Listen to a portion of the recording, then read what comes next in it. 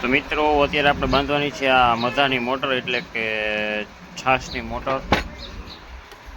એનું તમને ડિટેલ આપી દઉં. અંદરનો ગાળો છે 60 mm જેવો અને બહારનો ગાળો છે 110ની આજુબાજુ. અને સ્ટેટર છે આપણું 17-18 mm જેવું. આપણે આમાં કોઇલ બનાવવાની છે, એમાં ચોટલા વાયરિંગ બનાવવાનું છે. ટોટલ આની ગોલાઈ રાખવાની છે 19 ઇંચ. અને વાયર આપણે લઈ લીધો છે 34 નંબર. તો આપણે ટોટલ 8 કોઇલ બનાવી લીધી છે, 4 રનિંગ સ્ટાર્ટિંગ. બધામાં 216 આટા નાખી દીધા છે 34 નંબરના. હવે આપણે ફટાફટ રિવેડિંગ કરી નાખીએ.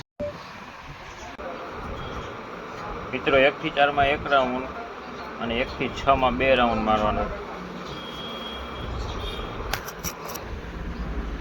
જો આવી રીતે હવે કોઇલને આવી રીતે ઘુમાવી લેવાની, પછી પાછી બેહાડી દેવાની.